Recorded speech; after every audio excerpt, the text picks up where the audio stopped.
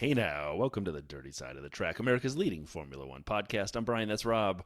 We have a race review after the first race of the season, and it was interesting, fascinating, fun to watch. Question? Well, it was definitely fun to watch. I think the main debate we're going to have on was it a good race or was it a good spectacle because of the conditions? I think that is the right question. Yeah. But we'll get there. Yeah, it's first race review of the season to do, which I can't wait to get into. Which is lucky because there was almost no news this week. So we and you were traveling and didn't get any videos done. So we're basically going to jump straight into the race review, which is Pretty just much. We'll be at perfect. race weekend here in a Just second.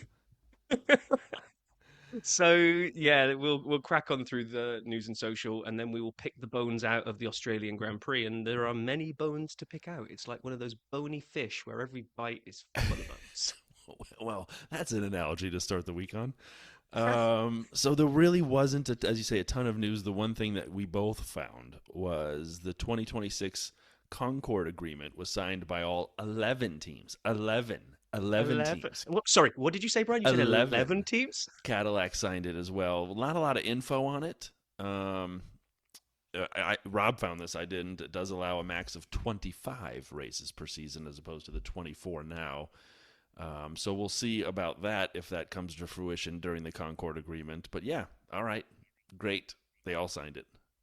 Yeah, that's it. Move on. Now, this story as almost wouldn't have made my radar unless it was for the quote, because I love the bit that comes at the end of this. So, in a slow news week where everyone's looking ahead at the race and that's, race was all consuming, Aston Martin team principal Andy Cowell said he's smiling to himself at the moment on the impact that Adrian Newey has already had in his first 10 days.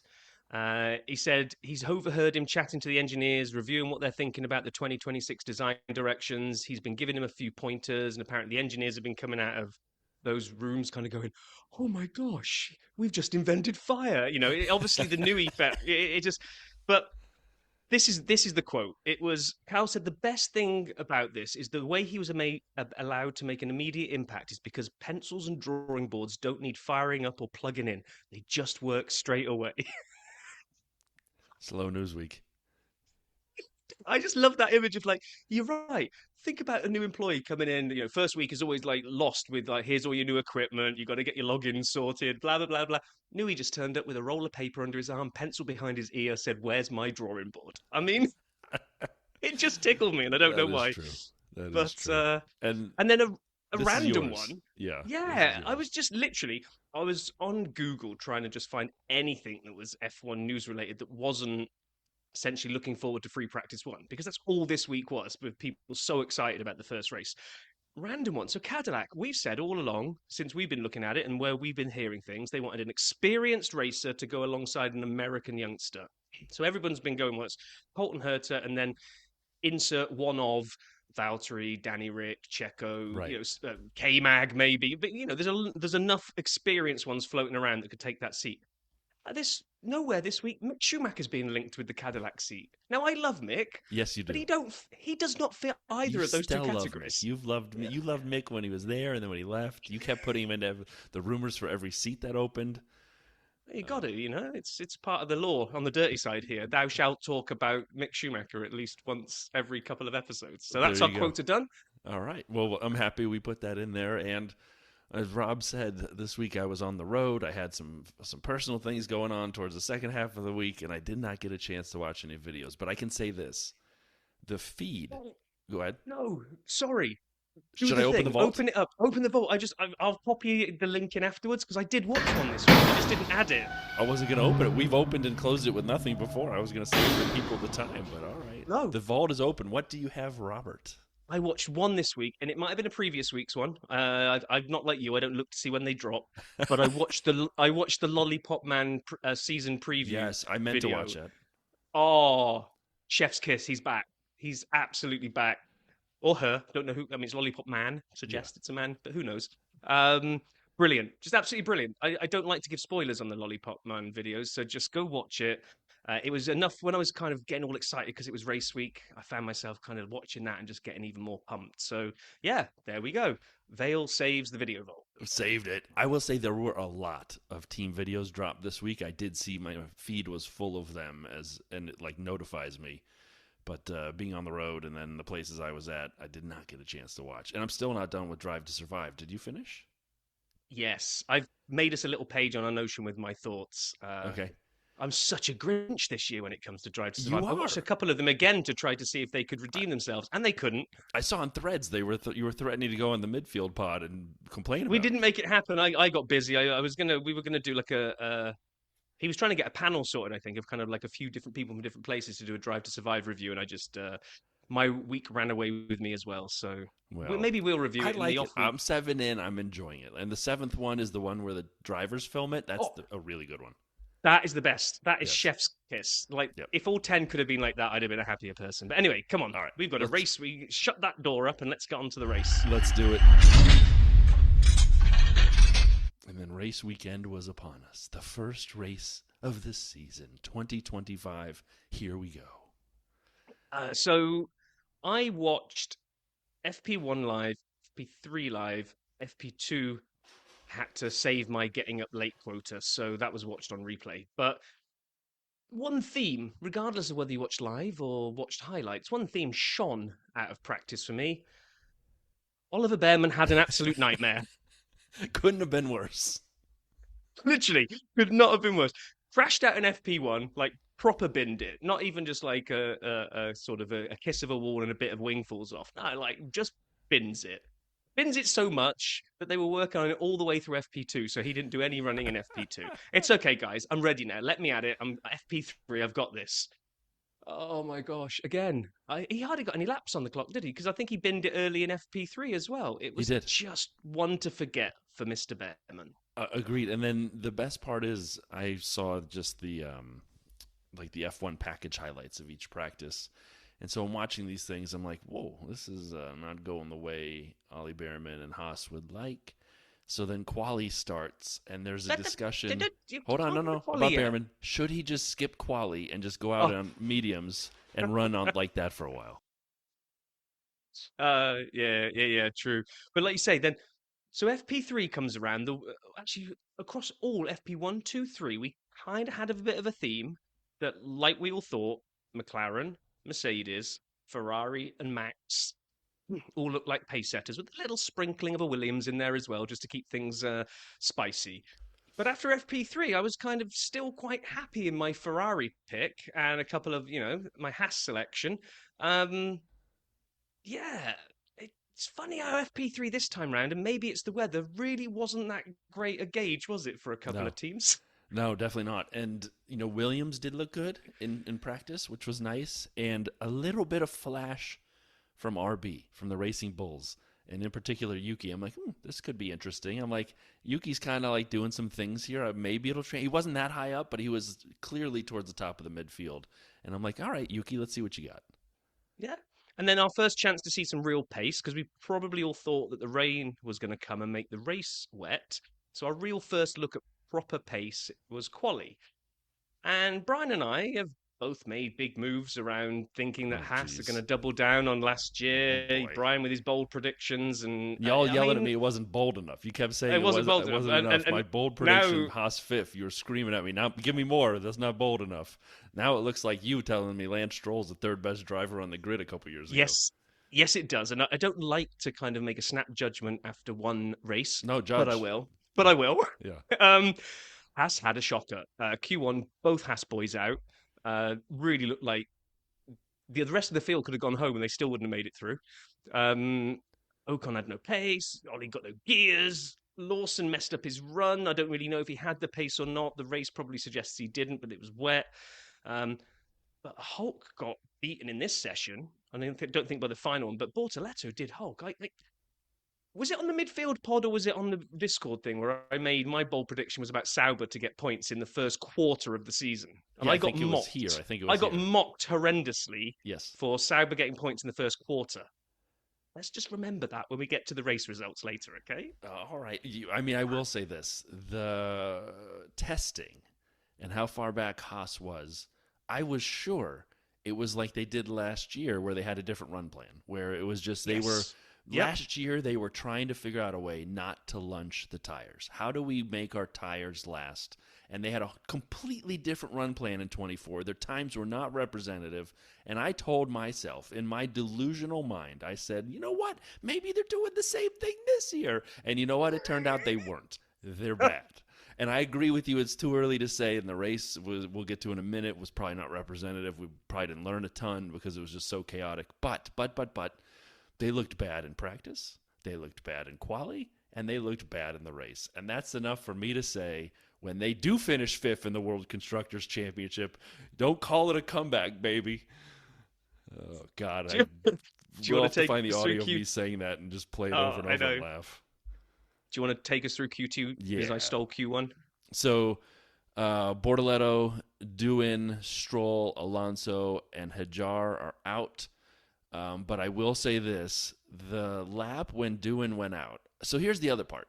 We were also sure that Doohan was going to be bad. I mean, not bad and not sure, but you get my point. That was the common theme. He's not going to be the best rookie. He looked pretty good at times Yeah, for the weekend, and he I did. thought I was impressed by him at times. Maybe because I was Mr. Low Expectations for him. I don't know. But that quali Q2 lap that Doohan had when he was trying to get through, he had a decent beginning to the lap, and then the end, he had to fight through a backwards Lewis, yellow flag, facing him the wrong way, and then traffic. He had a car on the inside and a car on the outside as he in the last two corners to get to the start finish. Yeah. That was like, I mean, it's one of those movies in outer space when you're driving through the asteroid belt. Like, there's no way to get through safely, and that's what he had, and he couldn't make it work. It's not on him. He had more traffic than it was a traffic paradise, as Yuki would say. So it was wild. I felt bad for Doohan going out there, but yeah. Yeah, and Bortoleto just missed Q3 by the blink of an eye. I mean, that was close. So he's someone who I really didn't know anything about. I'll quite happily say him and Hajar. I didn't really know anything about. So just in my head, because of how bad Sauber were last year, I was 100% nailed on. Bortoleto will be the slowest driver by a mile, and Hulk might drag that car around a little bit more than everybody else. But no, I think Bortoleto did well. Um, well, yeah, and then we'll come to the race. But we got some caveats around the race, let's Yeah, say. yeah, yeah. Um, so then we went into Q3. Um, I think, I mean, Lando on pole, Oscar second. With all the preseason talk about the McLaren going to be dominant, I don't think that was a surprise to anybody. I was surprised to see Max in third because we all were on the Ferrari hype train that Yes. they were going to be the next quickest car, and maybe Mercedes were ahead of Red Bull as well. So to see Max go into third was kind of ominous. George just quietly dropping it into fourth as well. That kind of was thing. But Yuki and Albon in the middle of that sort of Love it. oh, I mean, I dropped something on WhatsApp to you that I won't repeat here. But I said something like Yuki's gone full on middle finger to Red Bull this season to say, I'm going to show you why you gave the seat to the wrong guy. And if, it's only the first race, but that made a statement. But that said, I mean, I agree with you. I agree 100% with what you said. You shouldn't have to make the statement. You should have been making it already to get the seat. You know what I mean? Like, Well, it's he's never too going to late get the now. seat because of Honda, is he? That's his problem. It was never going to, regardless, I if know. he'd have won, not, well, I was going to say if he won the World Championship last year, they wouldn't have given him the car. Of course they would have done. But yeah, it was never going to happen. So yeah, we had both Williams in Q3. Sainz just in there in 10th, Albon in whatever it was, 6th, Something ahead like of that. both the Ferraris, and the Gasman popping it up there in 9th. So there was some kind of nice little stories coming together. For me, obviously biggest loser of first quali session of the season is Haas, because I just thought they were going to be quicker than that. And my biggest surprise was Sauber, really, and Bortoleto being ahead of Hulk. I just didn't see that coming. I, So I it's loved nice. It's nice not to have a real tractor of a car that the Sauber, because even the Haas with no pace didn't look as tractorish as Sauber did Yeah, last yeah. year. Agreed. I Williams for me. That was my learning from the first quali session of the season. Just that what we saw in testing is real, and that having two quality drivers in a car that may be on its way up is fun to watch. Yes, yeah. True. It'd be interesting to see if Was this a track that suited the Williams, or That's what I'm have we worried got about. a It is a Williams? high-speed track. Are we back to the Williams that's only good at high-speed circuits? I don't know. Yeah, it'd be interesting to keep an eye on that one. So, something else we had to keep an eye on was the weather forecast, and I got up at 5 to midnight, turned the TV on, and saw lots of umbrellas and wind and rain, and also greeted by stories of that's going to be a safety car start. And I was like, it Everyone on the didn't grid look was saying that that. wet. Zach Brown saying it, and I had some friends over. We're all looking. It's just like, why? Was it mind games from Zach Brown because he just wanted to protect his 1-2? Because obviously leading off behind the safety car makes it easy. There's going to be no drama. That's what we figured too. Like Max is going to take out Oscar at the first corner. We were all guessing, and then but a safety car start. Yeah. So then everybody was on the intermediates apart from Lance Stroll that really did feel it was that wet. So he was on the lesser spotted blue tyre. That's one for your little bingo card. Somebody had the blue tyres on. I just wrote I was sensing carnage here at turn 1. Turns out we didn't even have to wait for turn 1 for things to start happening. And it's no, I won't say it's rare. That makes it sound like I've got a heart of stone, but it's rare that a reaction from somebody really kind of hits me, and I think, oh, I feel so bad for this guy, because Hajar spins out on his debut on the formation lap. And when he was out of the car, he doesn't take his helmet off, but there's something about body language that you didn't need to know his helmet was off to know that he was absolutely sobbing. It was just, I felt so bad for him. He's famous for his radio messages. And in F2, he had a bunch. There was one, he and the other rookies were joking, and I think this was a week ago, not this week's thing, but they were joking with each other about how they knew each other, and they joked about Isaac's message where, I broke the car, and he's, yelling this in F2. I don't know what he said on the radio this time. I felt so bad for him, too. You could just see his hands in his visor. Yeah. I mean, poor kid. I mean, he's a young guy. Here's his chance, his debut, and he doesn't even make it to the grid on the formation lap. He spins it on his own accord. There was no, Grosjean message. I think Ericsson hit us. None of that shenanigans. And it was just, like no one was expecting it. Again, I'm watching this with some friends. We're explaining. One of them's a new F1 fan. And we're explaining what's going on, and none of us are really watching at this point because we're just waiting for them to get to the grid, and all of a sudden someone goes, there's a crash. I'm like, no, there isn't.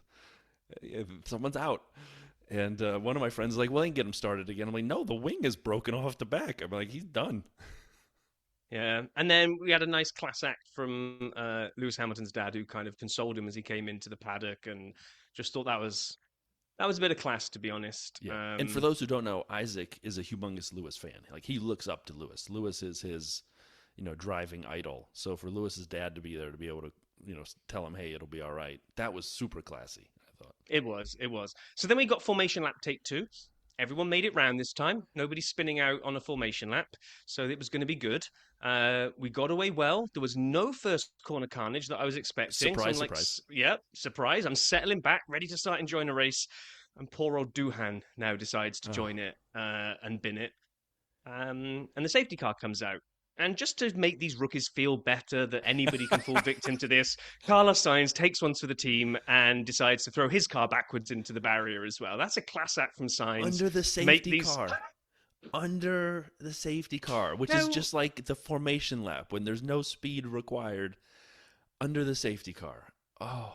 Question for you then. Do you think it was because it's a road, it is a public road in those areas, and you could see the white lines for the road markings, and things. Yeah, all that kind of stuff. I mean, it just seemed like out of nowhere. Some people weren't even kissing the curbs or anything, or the grass. They were in the middle of the road, like signs were just in the middle of the road, and just came round. I just wonder if there was just, it was just Bambi on ice, wasn't it?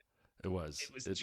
It was wild. I mean, I don't think he did much. He just hit the throttle a little too much, and there he goes. What did he? Was it Carlos who said this? It was my favorite quote. Random torque loading or something like that. What did he say? He questioned about some random power surge or something. Yeah. Like, what was that? Torque surge. Random torque surge. I think it was connected to the right foot when you put it down a little bit too heavy. But it's not as random as you think. When you depress the gas pedal, but all of a sudden the torque surges is the way that works. Little side note here. I gotta get that audio. we haven't actually had a full racing lap yet at this point, I don't think, right? We've had two formation laps, they've all got away, then they've binned it, and we've had another safety car. So really not a lot has happened. What has happened is my fantasy team is down three drivers already. Oh, I've geez. got Sainz, Doohan, and Hajar in my team. I already knew by lap two this will be a weekend to ignore fantasy results because I mean, what are you going to do in that situation? So thanks, Carlos. I mean, yes, it was a class act to show the rookies that you can crash out as well. I have Um, Carlos as well, and watching this, and I had Hajar as well, so I didn't have Doohan though. But watching this, I realized DNF does not mean did not finish. It means did not fun, because I did not fun with F1 fantasy this weekend. Oh, no fun. I did not fun. It was wild. It took us 7 or 6 laps after that to get everything cleaned up, and then the safety car started coming in. Just wild, and the back markers came in for warm inters, and you're watching this thing, and they're going through the pit lane, and Carlos's car is there forever. It took like a week for the truck to get out there. Like, where did this thing come from? don't Man, know. it was It sound carnage. it must be like clear up trucks or an Uber version. They had to book it and wait for it to arrive. Yeah, Oh, here it comes. It'll be here in 5 minutes. totally. So then we had safety car over, and this will be a theme on a number of these restarts. If we're looking for little things in race one where we want to be overly predictive and make huge claims for the rest of the season, Lando last year was rubbish at safety car Yes. restarts and rubbish at a lot of starts. I tried to sort of bail him out on a few of them and say it wasn't his fault, but stats don't tell. The stats tell the truth, and he was poor at converting pole positions into the first corner or the first lap, at least. He nailed every single one of the restarts today, every Yep. single one of them. He never came under pressure from a single restart. Max actually didn't do too well on the first restart, and Piastri was all over him. And I thought, we're going to have this any second, Piastri on Max. But as is going to become a theme for the rest of this race, he's overcooks it a little bit. And it's only a slight wobble. It's only a little bit of a lefty righty, but I imagine at a couple of 100 miles an hour, that's enough for you to clench your buttocks. And he fell back. And then those three just dropped George insanely quickly. Yes. You couldn't see George in the back of the camera shot anymore within like a few laps. I know we'll talk about this in a little bit, but this was the beginning of George's witness protection program. You don't see him the rest of the race, and we were talking about it in the TV room as we're watching this. Like, is George in the race? I mean, he's on the timing board fourth basically the whole time. Never saw him. I'll Never make it. saw him. I'll make a case later on when we get Yeah. there that two other people joined him. It was a trio of witness protection this race. Works. We can get there. Works. But then I was a little surprised they turned DRS on as they're Yeah, breaking clear at lap 12. It is wet. The cars are on inters. There's a bit of a racing line, but you cannot overtake anybody because you're just going into the ice that was the wetness off the racing line. But they put DRS on. I'm like, that's interesting because I always felt like they waited longer in years past for it to be drier, maybe people cutting over to slicks, and then you'd see DRS. I felt it was early, but it didn't really impact anything. I mean, there weren't. I know we'll talk about this, but there weren't a lot of on-track overtakes. So it's not like we saw a lot of people getting into right a passing position under braking. It just kind of kept cars closer and created a little train at times, but it was fine.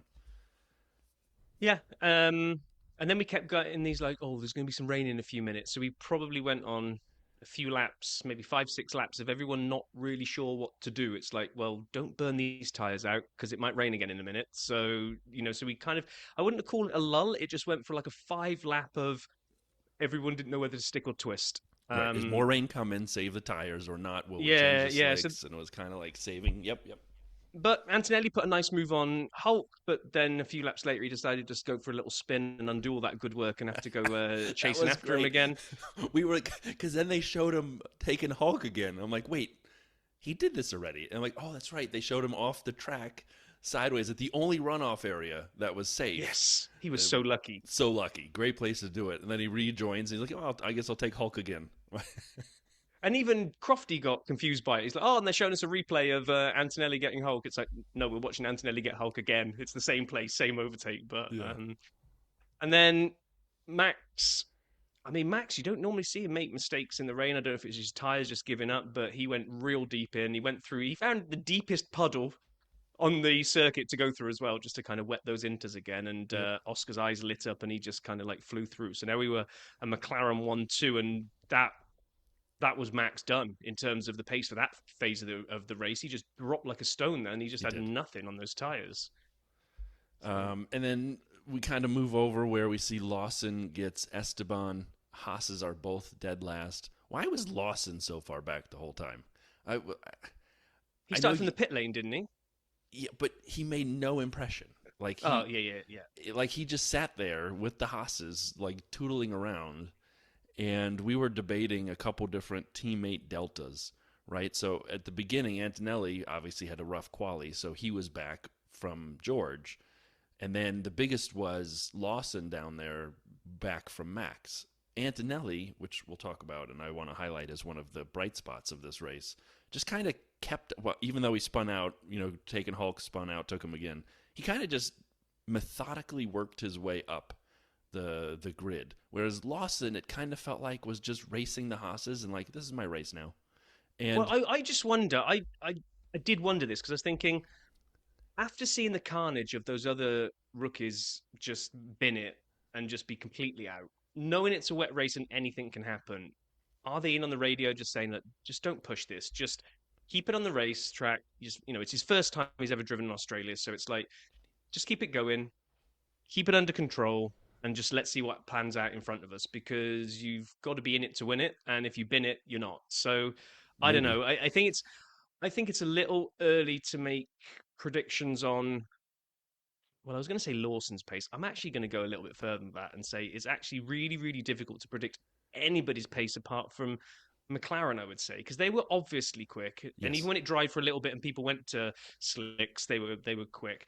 Everything else, it's the rain is such an equalizer. It's like, what do we really know? I kind of had to like unplug my analysis from and just go, right, I'm just going to sit back and enjoy this. It's a wet Yeah. race. And this is the part, like as you're saying, this is the part where it wasn't the race per se that was exciting, the racing. It was the spectacle of the event because of the chaos. I agree with Yeah. you. I do think we learned about Williams. I think we learned the Williams car is better, a lot better than last year. The question is it going to only be better at certain tracks? Because they were bad at all tracks last year. They Yeah, had a true. car that True. didn't work everywhere. Yep. Now they have a car that at least appears to work at high-speed tracks.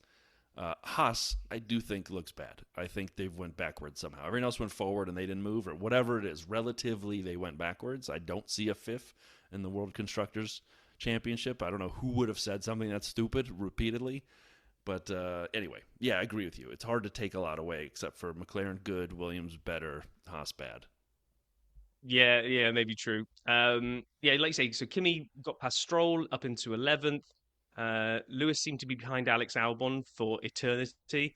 Lewis always also having a bit of a rough time Yes. acclimatizing to his race engineer.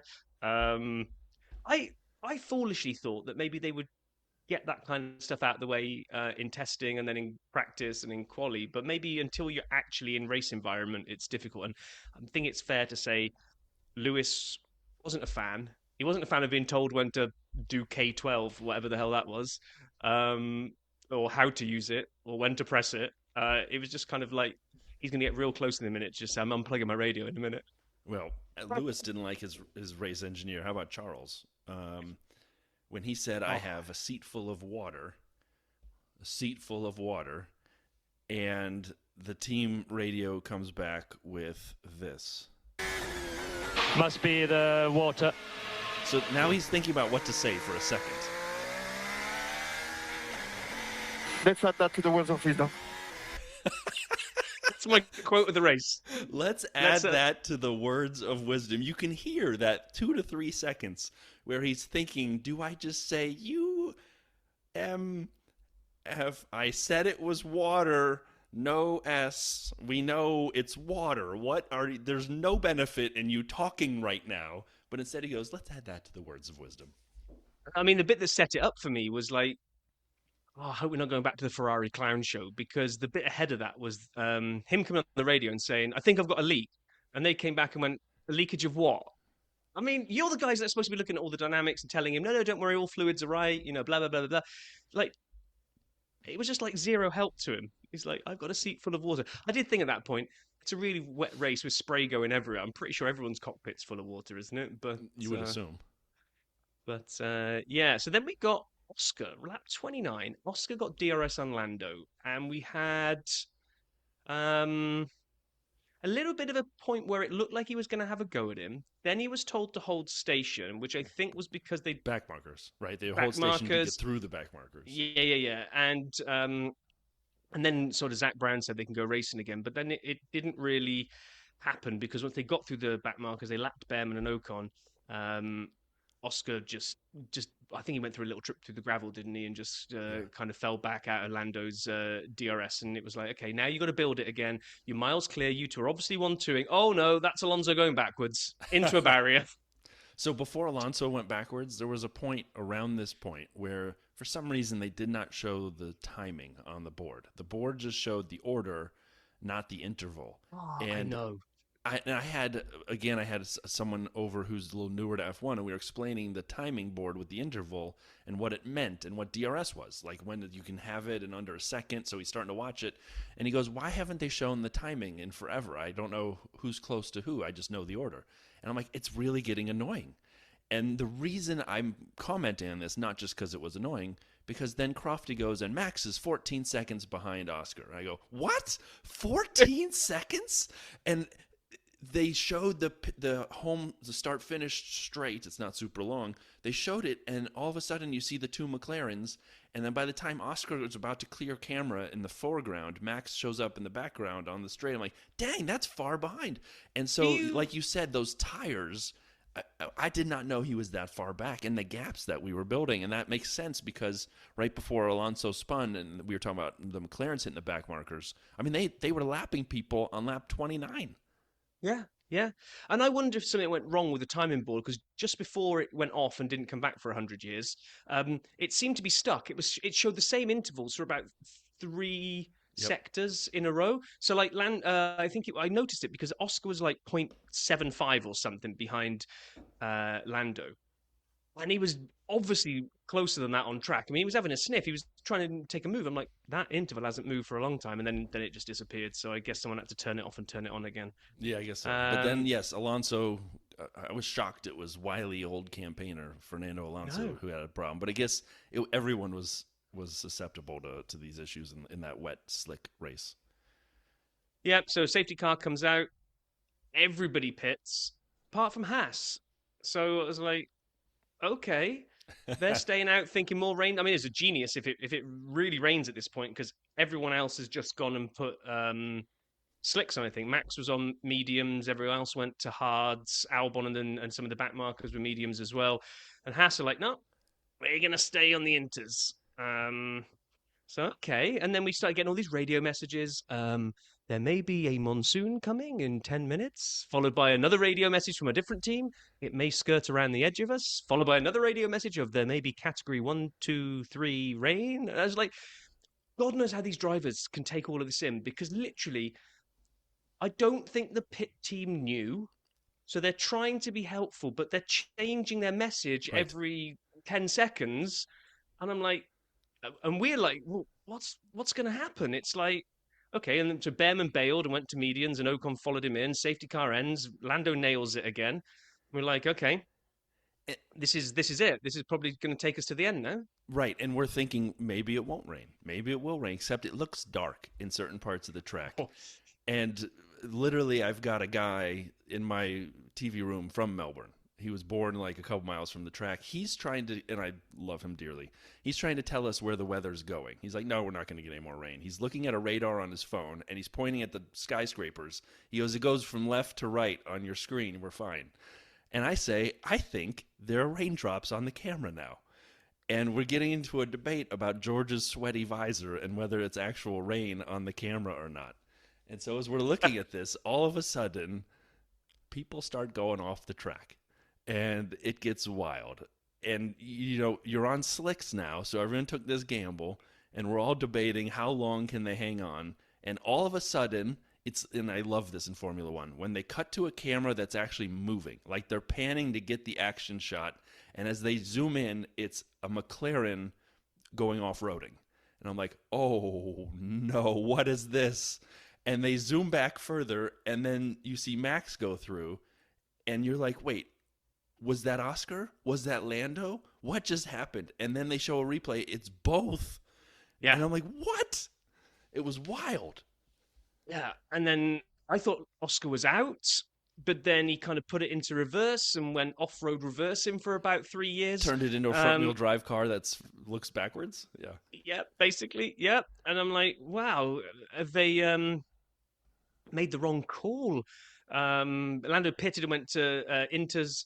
Oscar came in. I was like, have they made the wrong call? Because it looks like it's drying. Have they like knee-jerk reaction to spinning off? They're now going to put Inters on and then have to do another pit stop to go back to the slicks again. But because Ferrari gambled and stayed out. And I'm like, oh my gosh, what's going to happen here? We've now got Lewis leading the race. And if he can tiptoe around, and if this is drying, then what a finish we might be in for.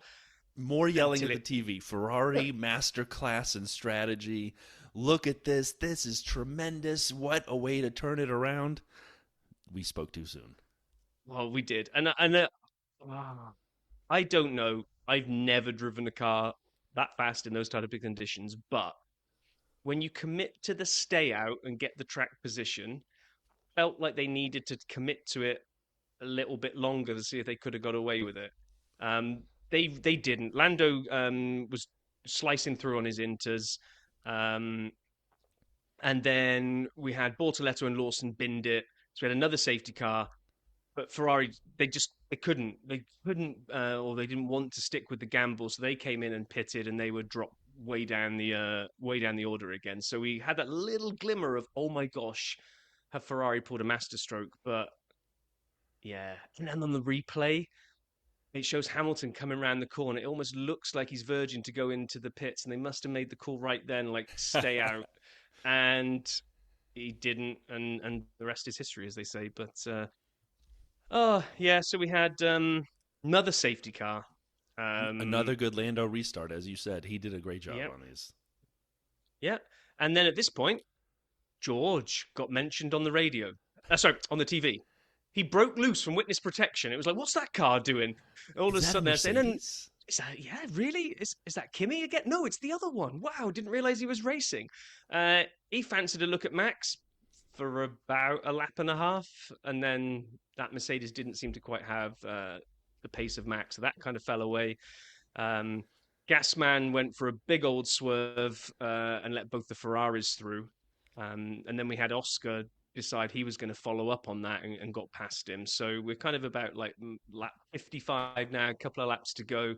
Max gets into DRS of Lando, and I was like, oh my gosh, is this going to be a Max win? I was sure Max was going to take him. Like, I'm sure Max was, we were, excuse me, 100% sure Max was going to put a move on somewhere. It just didn't happen. Yeah, I thought there was one point where he got into the DRS and he had a look, and I thought that's setting it up. And then they made some comment about, has Lando got the pace and he just doesn't want to risk over pushing it and spinning off like other people have? So is he just toying with Max to some degree and keeping him at bay? So if you're toying with someone, keep them a second behind and get them out of your DRS. So I'm not quite sure that's all Lando just kind of having it under control, but he did, to be honest. You know, he didn't buckle under the pressure. I loved his interview afterwards, where he obviously was very stressed for the last couple of laps of that race, but brings it home. And right at the death, we had two overtakes, and I don't think we saw either of them on TV. We had to wait for the replays. Kimi got Alex Albon, Pitlane fourth, and then Oscar got Lewis with an absolutely epic, brilliant pass around the outside. Oh, we were talking about this one before we started recording. A fantastic overtake. Oh, yeah, it was just brilliant. I mean, and to have the kahunas to do that in those conditions. I mean, he was out there hoping there was going to be grip that was going to keep him on. I mean, that said, but he was also 10th at the time, so he was gambling with that 1 point, I guess. Yeah, true, but a point's a point at the end of the day. They all add up. Yep, that's true. And he got him right, so he ended up in 9th, so he got more points. So we had Lando, Max, and George on the podium. You know, people were a bit confused who the third guy was on the podium because they hadn't seen him all day. And then at the time of writing, we had Albon, Kimi, Stroll, who's that guy, Right. Colt, Leclerc, Piastri, and Lewis. And the reason I say it like that is because Kimi got given a 5-second penalty for an unsafe release. I was like, that's a shame. Fourth for Kimi on his debut would have been awesome. But happy for Albon putting the Williams up there. But by the time I'd gone to bed, got back up, and we were getting ready for the pod, I'd seen on the F1 site that they rescinded the penalty, so he's back up to fourth. And I know it was a crazy race, but people were out of position. How amazing is it? And we'll talk about the stats in a minute, that Antonelli finished fourth, that Albon in a Williams, let this settle in a Williams, finished fifth, and Lance Stroll finished sixth. And forgetting all that, the Sauber of Hulkenberg finished seventh. I have a stat on Sauber and where they finished. But last year it was like Joe in Qatar when he finished eighth in the chaotic race, or ninth, and he got those points. Was the only points they had up until that point. The second to last race. This was, and Nico, by the way, we really didn't see a lot of Nico after the first couple laps either. So it was all of a sudden there's a neon highlighter in seventh place. I'm like, all right, well, good for you. Yeah, I'll be interested to see mainly the Williams. Oh, actually, and the Aston Martin, because I don't think that's a quick car. I feel that the conditions have put those two into positions they might not be in when we have a fully dry race. I think that both Mercedes and both Ferraris are probably quicker cars. So, but you just had to keep it on the road today, and fair play to Kimi and Alex and Lance, and Nico. They really did, and they were in it to get the points at the end. So no, I thought it was a. You go ahead. Yeah, go on. No, I was going to say we predicted that Lando would be on the top step of the podium. Both of us had that. We had that right. Yep. And then I'd had Charles and Oscar also on the podium. Neither of them anywhere near the podium. We both had Charles second. So we both and he finished eighth. Yeah. And then I said Oscar, he finished ninth, and you'd had Lewis? Lewis 10th. Yep, so we 10th, locked out 8th, 9th, and 10th. Look at us. The lower end. It's the opposite of the podium. It's the lowest point scoring positions. We nailed those.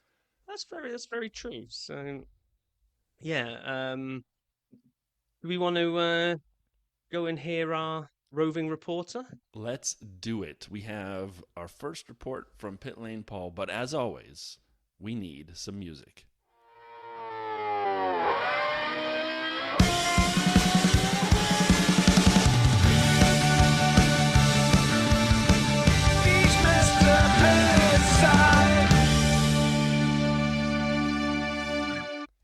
All right, here is Paul's report. Hey now. Well, Pitlane Paul is back, albeit in rather different conditions, a reserve fluffer. And that was quite a chaotic Grand Prix, to be honest with you. I mean, where do we start? Start with Friday. I mean, Fridays haven't changed, have they? They're still the same, but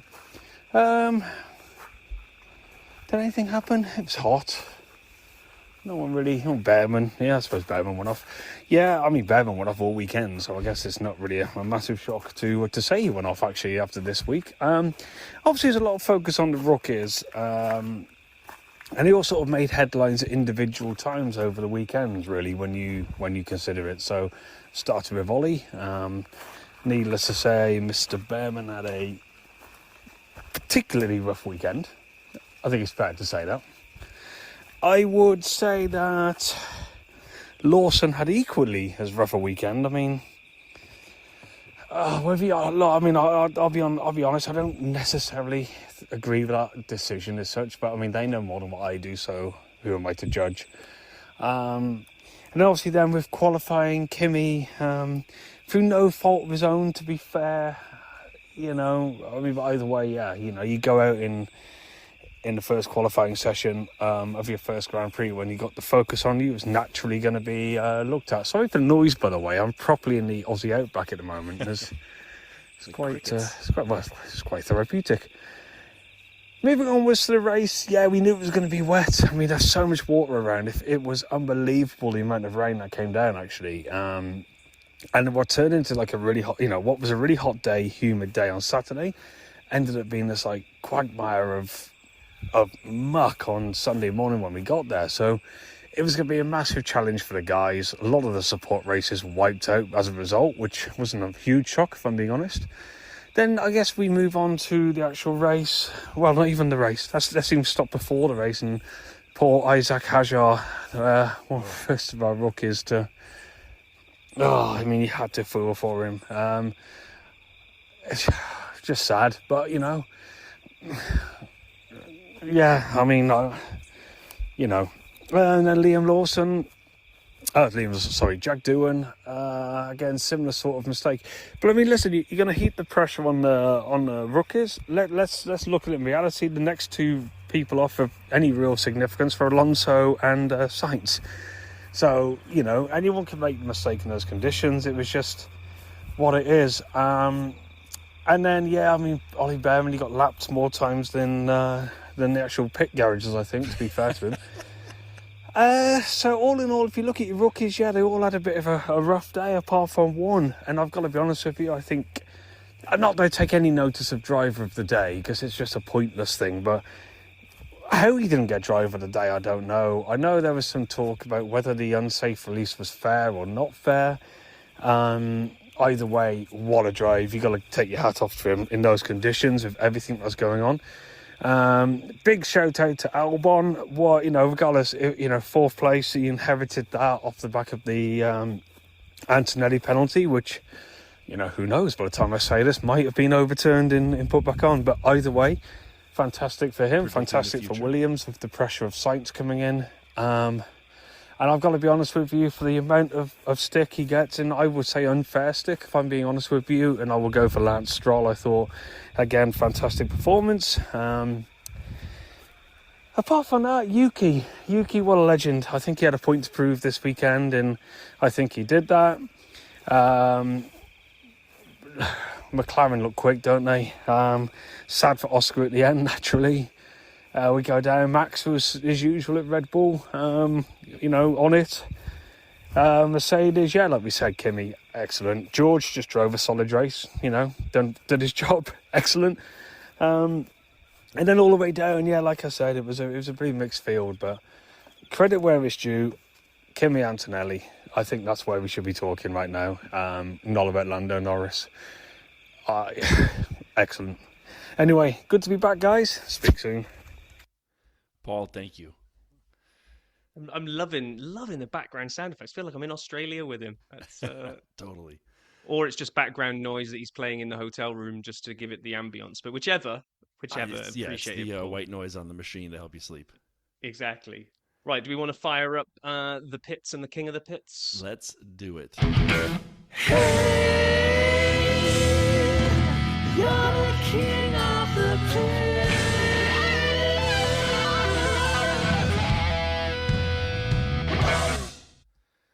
All right, Rob, you want to go first or shall I? After you, sir. All right. So I'm kind of in the same place Paul is. And you may have heard me say this throughout the episode so far as we talked about the race. Kimi Antonelli just started down low. Yes, he broke his bib, whether it's his fault or not for hitting that corner and breaking the bib, ruining the qualifying. Regardless, he started low, finished fourth in a chaotic race that a lot of senior, wise people could not manage. I'm impressed by that. I want to give it to Lando because he won. It's his fifth ever win. We'll get into the stats in a second. I want to give it to Max because Max just did Max things and finished second and was threatening at the end to take the win. I can't give it to Stroll, and then from there on, it's just luck. I'm giving it to Kimi Antonelli, an 18-year-old kid who had a heck of a Sunday. Yeah, and I'm really, really close to wanting to join you to give it to Kimi as well. However, I am going to give it to Lando. Yeah, as deserving. By way of a slight little apology of kind of doubting if he had the mentality to rise against the Max challenge. And what I saw this weekend, and like I say, one weekend, so he's got to do it 23 more times. But put it on pole, didn't screw it up, and was leading after the first corner, first lap, first everything. You know, didn't put a foot run there. His restarts had been ropey last year. He nailed all three of them, or four of them, however many we had. And then when he came under DRS attack from Oscar, just dealt with it, drove away from him. And then at the end, when he came under attack from Max, I was with you. I was so thinking he was going to buckle at that, and he didn't. I mean, last year we gave him a lot of grief all the times that he should have won and didn't. And yeah, we gave him kudos when he did win. But if this is a sign of the 2025 Lando, Yes. then those kind of predictions of him being right up there and maybe the favourite for the title, he did a lot of things right today to sort of say that those are well-placed views. So, but Kimi Antonelli, oh my gosh, yeah, like cigarette paper distance behind, because that was an absolutely spectacular drive from the youngster. Definitely. But So come let's on, talk we've got to do the about other one now. the pits. You're the pits. You first for the pits, Rob. So I can't kick a man when he's down. I really should give it to Hajar for just not being a little bit more. Maybe the adrenaline was getting to him on his first race, and it's just unfortunate. I'm not going to kick him when he's down for that one. I'm going to say, for me, the pits is Oliver Behrman, because he's a rookie in the loosest sense of the word, that he's had Grand Prix experience, and he absolutely pretty much screwed up every single part of the weekend. Practice was a disaster. Qualifying wasn't much better. And in the race, did absolutely nothing. And it might be the Haas car, but I just expected more Wait, you said from Behrman. Yeah, okay. Yeah, So you think Behrman? Yeah, I got to give it to Behrman. Sorry, Oliver. I'm gonna also say Behrman. I almost said Checo, just to force a habit, since we did that so much last season. I'm gonna say Checo Perez. No, I'm with you on Behrman. He didn't get any practice in. Just chaos. Like everything that could go wrong did go wrong. So It seems self-inflicted.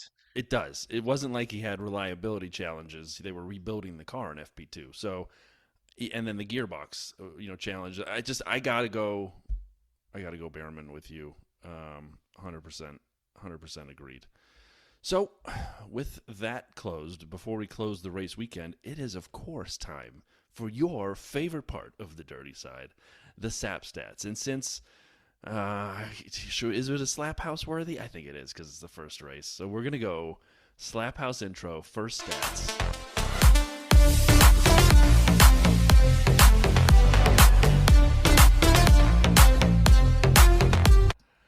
SAP stats. First race of the 2025 season, Australian Grand Prix edition. Here we go. Listener Andy sent us a couple as we got started. Andy, the fantasy guru.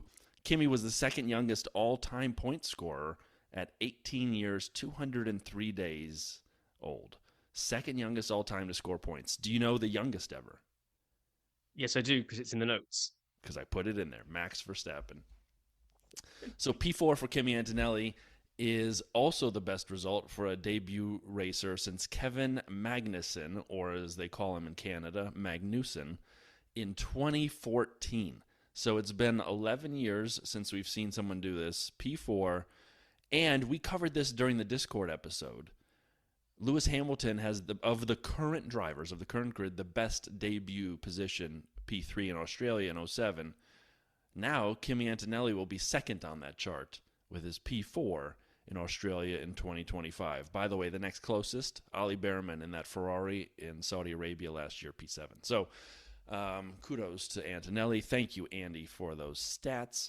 And then another friend of the pod, Sean Kelly, with some other stats. McLaren's Lando Norris, it's his 5th career win today. I think I said that already. As a result, he leads the Drivers' Championship for the first time. Obviously, it's the first race, so everyone was at 0 entering the race. He is now ahead. However, he ends Max Verstappen's 1,029-day leading the championship board streak since Spain of 22. And so that is pretty fascinating, because Max had to start over in 23 and then had to start over in 24 and made sure he kicked butt at the beginning of those seasons to hold the title the whole way through since Spain of 22. It's madness. Isn't that Absolute crazy? madness. Yeah. And again, it's only the first race, but Norris is the first McLaren driver to lead the championships since a little-known guy named Lewis Hamilton after the 2012 Canadian Grand Prix. We talked about George Russell being in witness protection. It was his best ever result for a season opening race at P3. 5th place for Albon.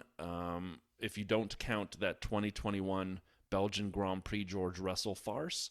5th place for Albon was Williams' best result since 2017 Azerbaijan Grand Prix, where Lance Stroll was 3rd. And if you remember, Lance Stroll was actually 2nd until Valtteri pipped him on the straight there at the end. Yeah. So Lance was holding 2nd, ended up 3rd, but that's the best Williams result since then. Mercedes, Kimi Antonelli, 4th, is the 69th driver to score on debut. And then Lance, who we just talked about at his time at Williams, but now obviously at Aston Martin, took P6. He scored his best result of the year at Melbourne each of the last 2 years. So maybe this might be his best result. We'll see if it holds on. So he's peaked. Yeah, exactly. Start up early and done. Hulkenberg 7. Sauber scored for the 2nd time in 3 races after going pointless in the first 22 races of 24. It was pointless the first 22 races of 24 for Sauber. P8 for Ferrari's Charles Leclerc was his worst result since the British Grand Prix last July. And finally, after starting from the front row for McLaren, Piastri finished P9, 1 lap off the lead after that crazy spin where he had to get out of the grass. Those are the SAP stats. Nice. So, fantasy. We got to talk about it. Ugh. I know Go we on, don't you can want do to this. because it was so rough. Not for everybody. Just, I was particularly unlucky. I saw there's some great scores on there, so you might as well There give are. kudos And you to know the what? The people interesting that... part. Yeah, sorry, go ahead. No, I was going to say, give kudos to the people that managed to swerve the DNFs. I mean, there are 2 people that we need to highlight. We'll give the top 5 or 6 here or so. But RRM F1 team Roman, 234 points, did not use a chip. Wow. 234 chipless points in this chaos. That is an accomplishment. I just mentioned Andy Tails I win. 217 points. Also, no chip used. That is over 200 in this is tremendous.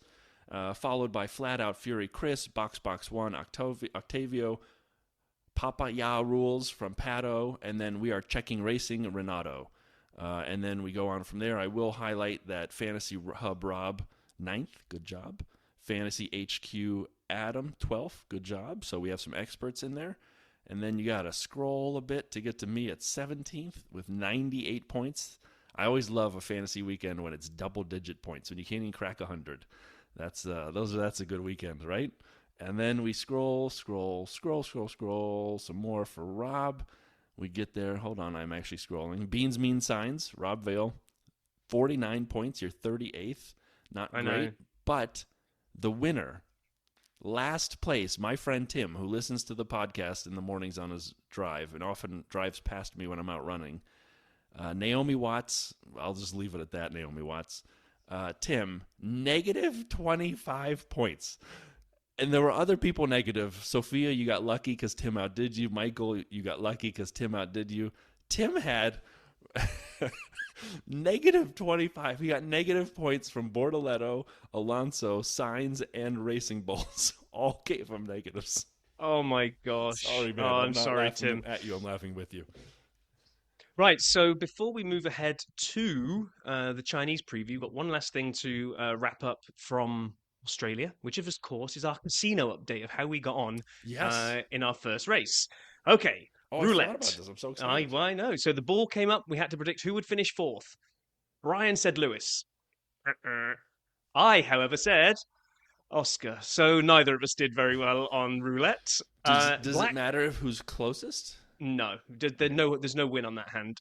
Okay. Blackjack, however, you did win this hand. So I had Charles and Fernando. Fernando spun out, so I just got 4 points towards my 21 total. You had George that got you 15, and Liam who crashed out. I really should give a crash out should impact this somehow, but them's the rules. You got 15 points, so you Not won that bad. hand. By the way, Doohan, where does Doohan finish on the slot machines? You ridiculed me for predicting a DNF for him and said you'd give me a bonus point if it happened. Now, unfortunately, I didn't predict that in Australia. I've done that in Japan. But you said 15th. I said 14th. He didn't finish. So No you point. get it by virtue of No point. being... No okay, no point. And then 3-card poker. neither of us got. I mean, I had Carlos, Alex, and Fernando. So 2 of those didn't even finish. So I was never making a hand in poker You almost here. had a straight of DNFs. I know. I know. I was thinking that if they DNF'd in that order, do I win? But anyway, you had Max, Lando, Charles, so you actually got 2 out of 3 because you got Max and Lando together. So you won that hand as well. So 4 hands played: the roulette, blackjack, slot machines, and 3-card poker, and you've got a 2-0 lead after the first round. Look at you. Lucky guy. I'm a lucky guy. Sometimes the sun shines on a dog's rear end every so often. And if that's not amazing enough, race preview, because next weekend it's racing again. We are in China. I am so excited. I love this circuit, the Shanghai International Circuit. We'll talk about it here a little more in a second, but it's also a sprint weekend. So for anybody newer, what this means is we'll have 1 practice session on Friday, followed by Qualy for the sprint race. We'll start Saturday with the sprint, which is a shorter version of the full race, a third of the version of the full race, followed by Qualy for the real race, and then Sunday's the race. So 2 practices removed in favor of the sprint Qualy and then the sprint. Well, thank you for that little recap. So yes, we got the Shanghai International Circuit, 16 corners of 3.38 miles. Schumacher. This could be wrong because we forgot to do the preview, so we've just copied information from last year. So if somebody went quicker in last year's race than 1:32, 2:38 set by Schumacher in 2004, then this stat was wrong. So feel free to stat check us. It was first held in 2004. It was won by Rubens. It went all the way through to 2019. Then went a bit of a COVID break. The 2019 one, the little toy there, is that was the 1,000th round of the FIA World Championship. And then we came back last year after the break. So last year when we previewed it, we didn't have a previous year's race to look at because there hadn't been one for like 5 years. Last year, Max converted pole to a win. Lando and Checo were in behind. I went through the race review to see if there was any big notable things. The main one that stuck out was Gasly pulled away from his box sooner than expected before all the 4 tyres were fitted, and an engineer got knocked over in the process, and Alpine got fined for that whole unsafe release. Few safety cars, Valtteri, the Sauber, came to an end. There was not really a lot that happened by the looks of things. I went back to our notes from last year, and we didn't get overly excited about this one, although Brian always enjoys the racing here. So Lewis Hamilton has won it 6 times. Fernando Alonso has won it twice, and now Max won last year as well. So those are the current drivers that have got wins here. And Mercedes have won it 6 times, Ferrari 4, and McLaren and Red Bull 3 times each. So, yeah, I'm looking forward to it. I'm not looking forward to a 3 a.m. race start. I'm not going to lie. I'm watching in the morning. I'm going to probably watch it in the morning as well. This is not. I like to try and watch as many live as I can, but this is one where I'm going to bail because it was bad enough last night, the midnight start. So, yeah, I'm not watching this live. That's fact. I'm looking forward to it, though. I'm looking forward to it. I can't wait. We're back. Back, baby. Back, baby. You know, races, drama, points on the board, new championship leader. Williams looking feisty. Haas looking awful. Let's see which of those patterns continue in China. Let's do it. I can't wait to see the race. Thanks, everybody, for joining us. We will talk to you in 1 week's time with a China review. Thanks, everyone. Be well, be safe. Talk to you soon.